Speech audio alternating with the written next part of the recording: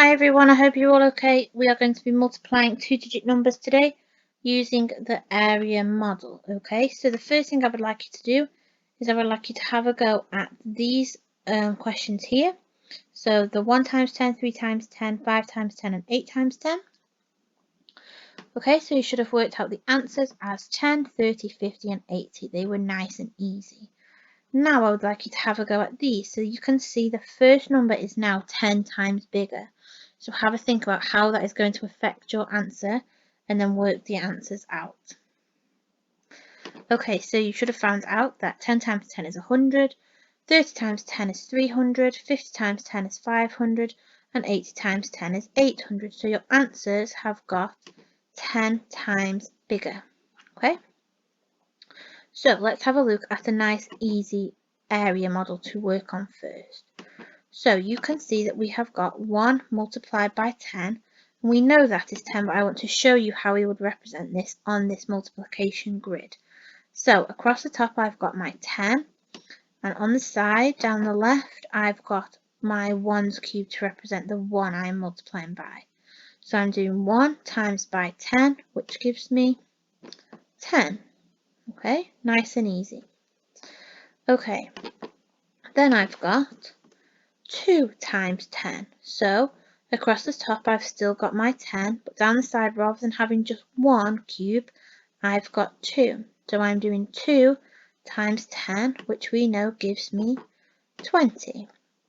If you struggle to do that, which none of you would, but for future questions, you could do 1 times 10 to give you the first bar, then another 1 times 10 to give you the second bar. Okay?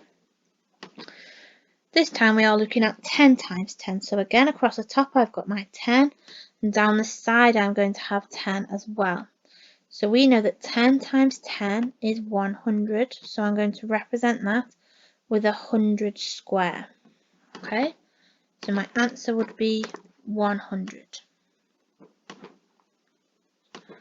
Okay, next one, we've got 13 times 10, okay? So you can see I've kept the 10 times 10 because when I've got a number that has a 10's digit and a 1's digit, we are going to partition them, okay? So I've got 10 across the top and then I'm going to partition 13 down the side. So I've got 10 for my 10's number and then I'm going to put 3 1's cubes to represent my 3 1's in 13. So we've got 10 times 10 is 100 still, then I've got 3 times 10, which gives me 30, so I need 3 of the 10 sticks.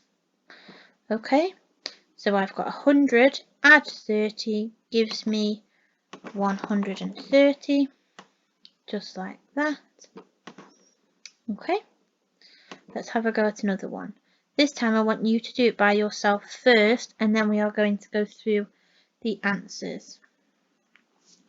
So we know that we need to partition, so we're going to do 13 across the top and 13 down the side. So in my first column I'm going to have 10, in the second column I'm going to have 3,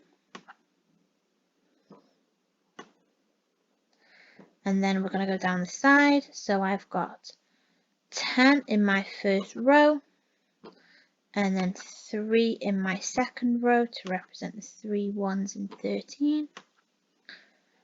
So nice and simple, I've got 10 times 10, which gives me 100. Then I've got 10 times 3, which gives me 30, like this. Then I'm moving on to my second row, so I've got 3 times 10, which gives me 30. And I've got 3 times 3, which gives me 9. That's nice and easy, it's a squared number.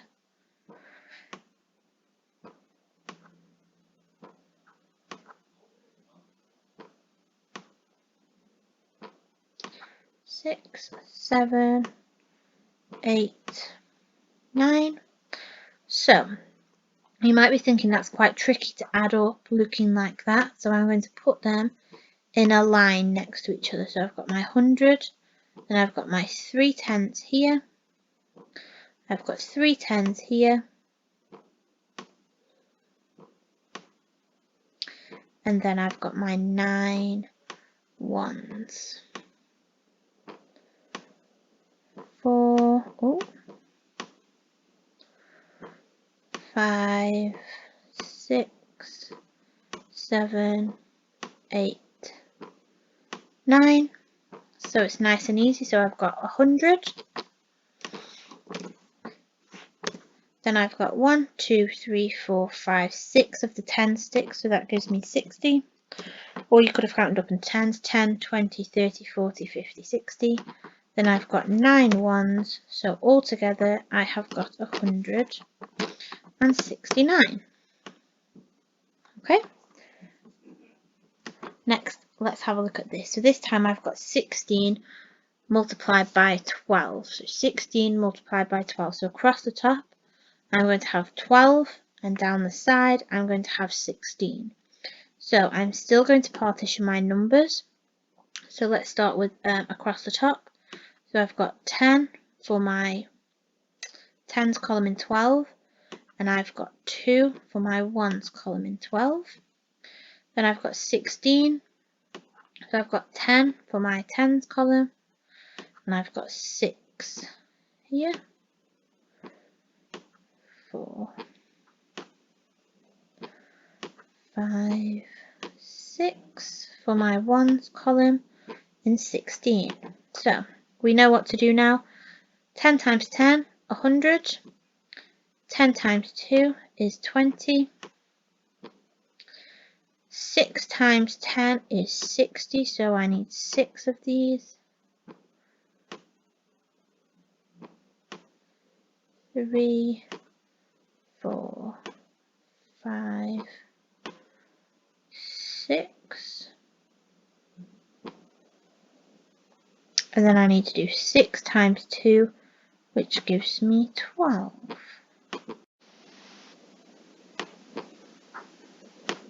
2, 3, 4, 5, 6.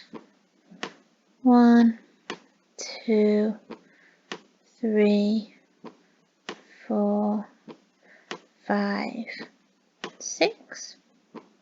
We know we can't have 12 ones, so what we need to do is we need to perform an exchange. So I'm going to take 10 of these ones, and I'm going to cross them out, and I'm going to make that into a tens rod. Okay, so a rod of 10. So let's start adding together, but this time I'm going to put numbers over the top of them. So I've got 100 here, I've got 20, 60, and 12. So I've got 100, add 20 gives me 120, add 60 gives me 180, add 12 gives me 192. Nice and easy like that. If you couldn't do it like that, you could have done it in column method,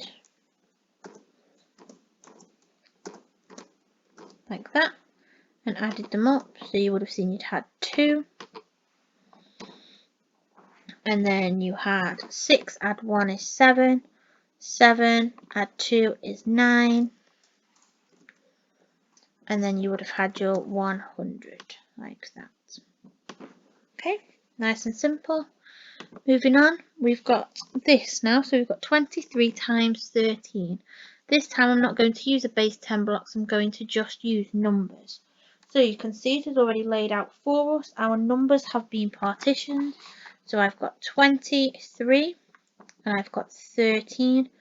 So I've got 2 tens and 3 ones. I've got 1 10 and 3 ones. So we're going to use numbers. So this is where we can use our known facts. So we can see that both numbers are tens numbers. So our number is going to be a hundreds number. So we can do 2 times 1 is 2.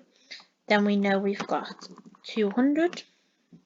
Then I've got 10 times 3 gives me 30. 20 times 3 gives me 60. You could do that by doing 3 times 2, which gives you 6, then making it 10 times bigger because 20 is 10 times bigger than 2. Then you've got 3 times 3, which gives you 9. Okay? So then we can add those up. So we've got 200, add 30 gives you 230, then add 60 is 290, then add 9, which gives you 299. Again, if you couldn't do that in your head, or you wanted to check you were correct, you could do it in column method.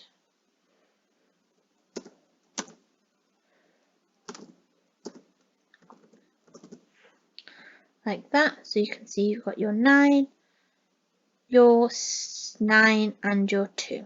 Okay? So let's move on. I want you to have a go at this one on your own.